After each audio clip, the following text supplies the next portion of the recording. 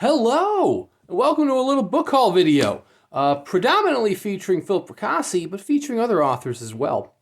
If you didn't already know, Boys in the Valley is now received its trade release courtesy of Tor Nightfire, and to celebrate, Philip Fracassi went on a book tour. His first book tour, I believe, his first national book tour. I guess it's international now because he's going over to the UK. Anyways, he teamed up with some of the folks over at the Fracassi Freaks. They even put together a nice little T-shirt for it, and he hit a bunch of different cities. His summer tour, 2023, Boys in the Valley. The very last stop on this U.S. and Canadian tour, there was one single Canadian stop up in Toronto, which was last night, Friday, which I just realized, holy shit, they spelled Friday wrong. Or Fur Day.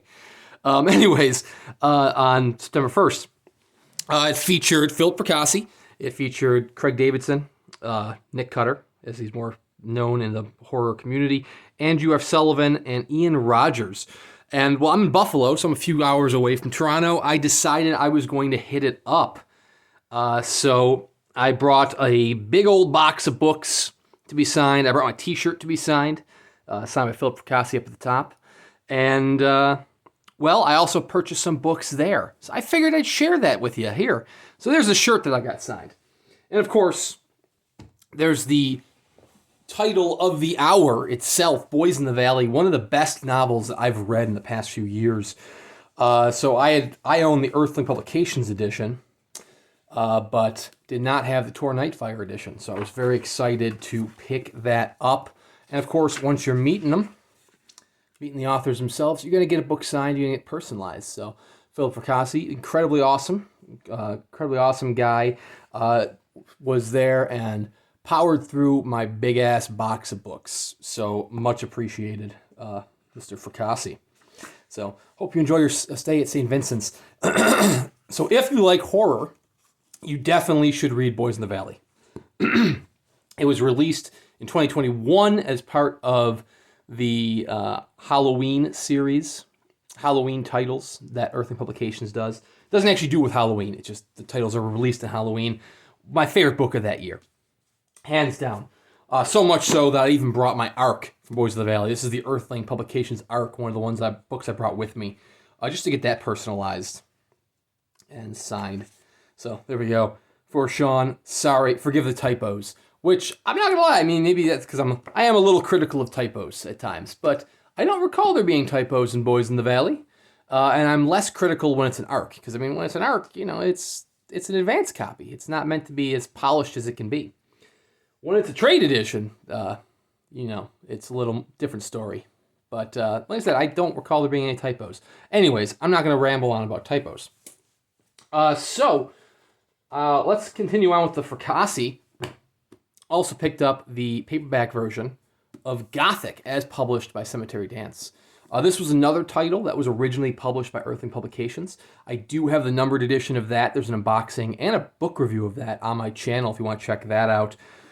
This, as Jeff Terry once put it, is like Christine does to the writer's desk what Christine did to the car. Stephen King's Christine. So it's by a struggling writer. Well, he was successful back in the day. And now he's struggling, and he finds a new muse in the form of this very elaborate and gorgeous desk. Which, as the description mentions here, madness lies within. It is a very, very suspicious desk. It has him pumping out novels left and right, but they are extreme horror novels. This thing turns him into Bentley Little. He's pumping out Bentley Little novels left and right. And, the desk has a dark influence. The desk has its own agenda. And you delve into madness through this tale. So, like I said, the Earthly Publications edition is sold out, but there is both a trade paperback and trade hardcover available through Cemetery Dance, which I imagine Philip Fracassi still has some signed book plates. He might be able to send you a signed book plate if you wanted a signed copy. Alternatively, you could try to find the Earthling Publications edition, but that's going to be a little bit pricier on the back end. I'll keep the pile of books over to the right here so you can observe what we just talked about, let me stick with Fracassi here. There were 3 other books that I brought in my big-ass box of books for Fracassi to sign. First was Saculina, nice little novella about the world's worst fishing trip. Once again, personalized, thanks for the support, with a sad-looking fish there.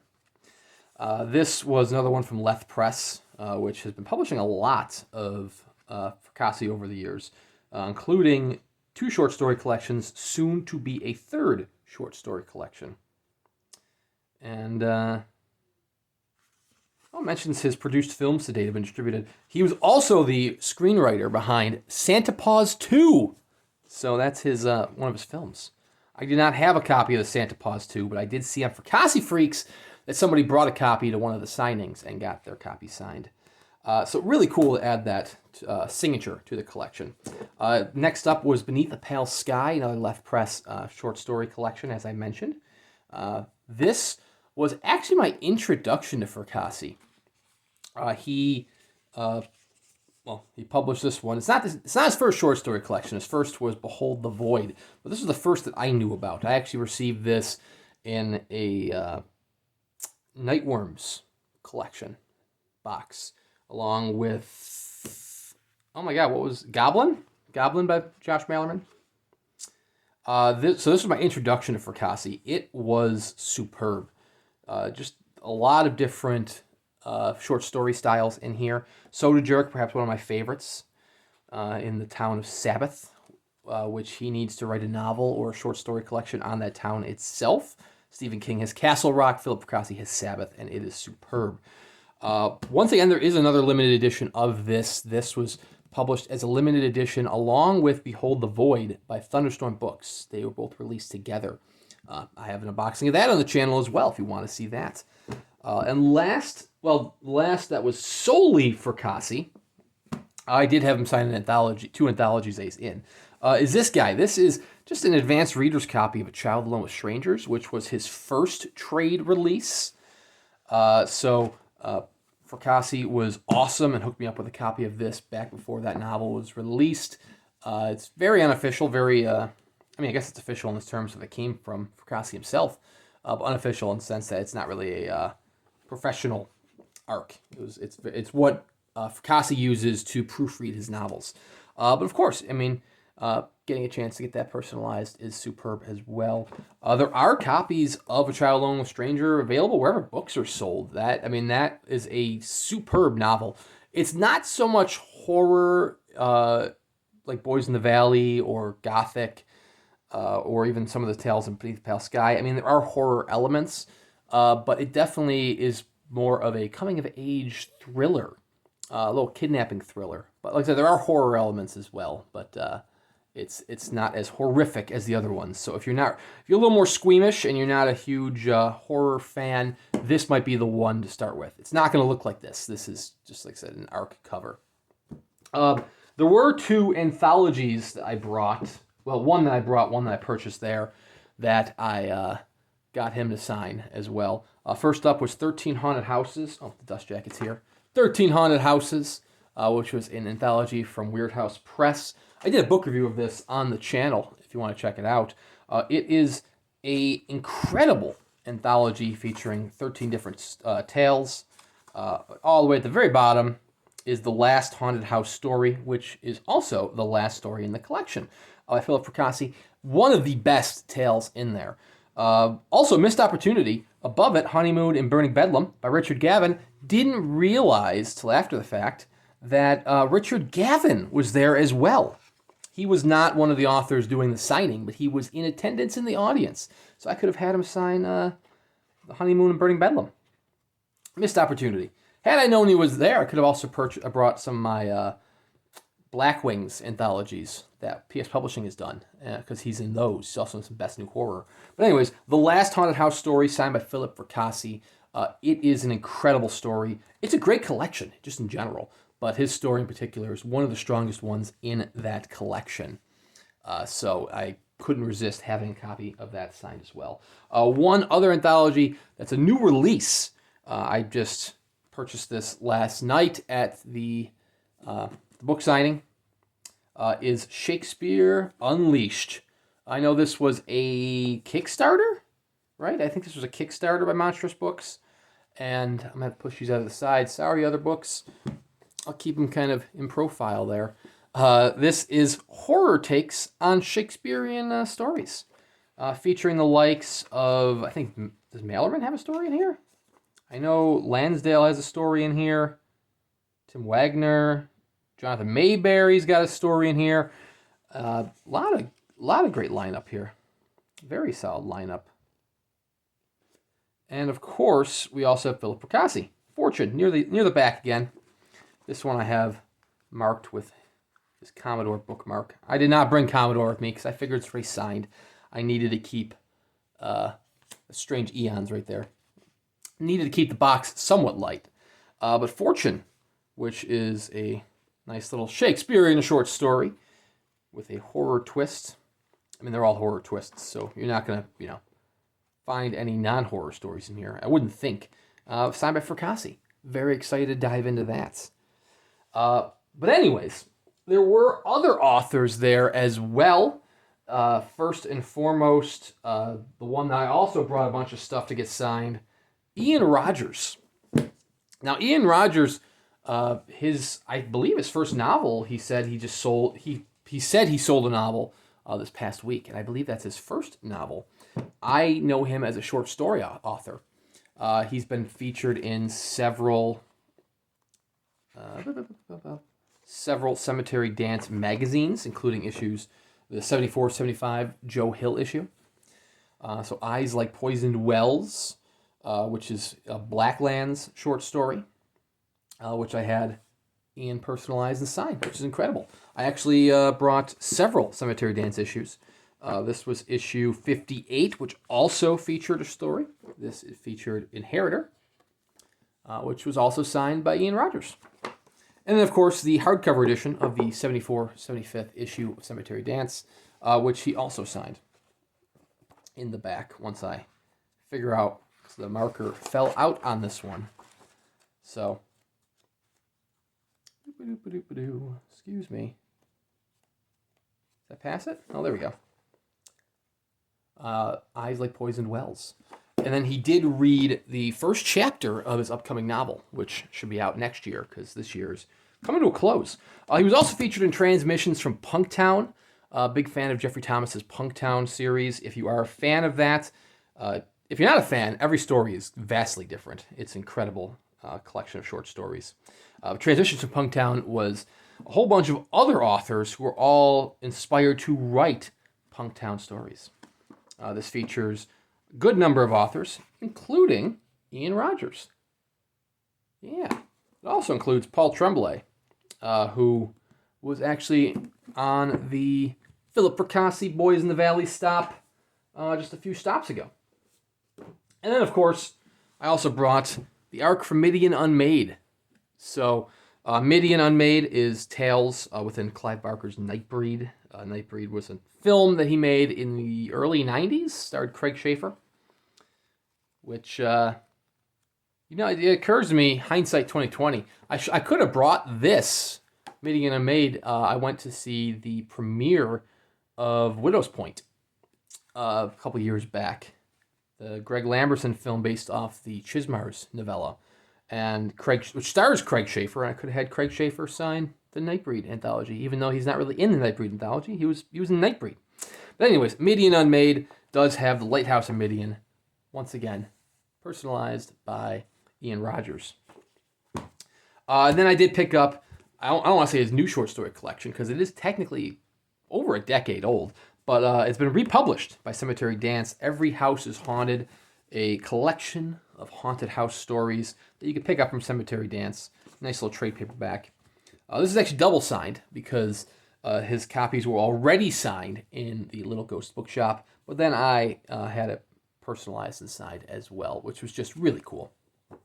So I'm going to move this stack over here now because I'm running out of space. Look at all these books. Little overkill.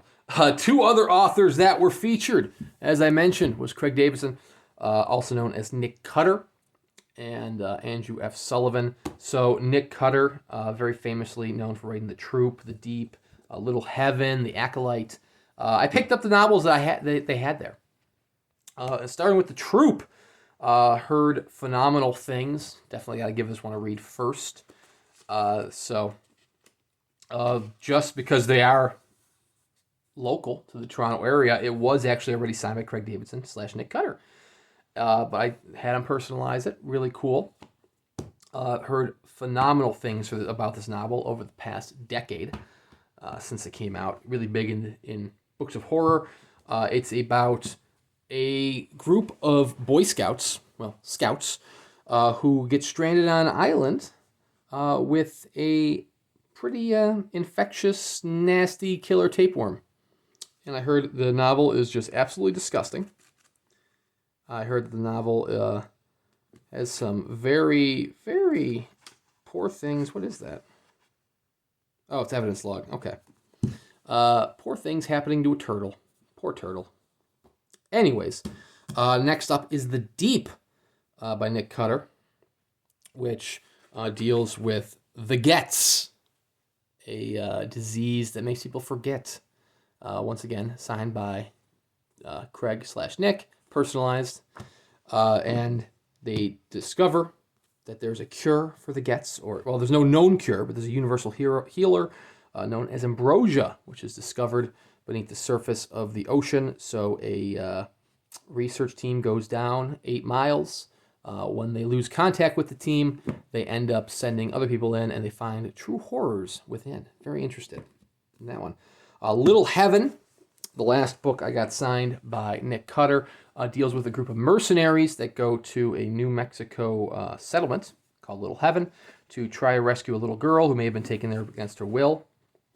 I mentioned the turtles being harmed in The Troop, so his personalized says, no turtles harmed herein. But apparently, all hell breaks loose in Little Heaven. Very intrigued. And then Andrew F Sullivan wrote The Marigold, which is a dystopian near future. It's about a condo building which has some sort of mold going on inside that's kind of terrorizing the inhabitants. This was signed and personalized by Andrew F Sullivan. He says to embrace the wet and also to watch out for raccoons. He also was very kind enough to doodle a raccoon in the back, which is the coolest thing ever. Look at that little guy. He also read everyone there read something. Most of them read the opening chapter, whether it be the prologue for Boys in the Valley. Sullivan read the first chapter of The Marigold.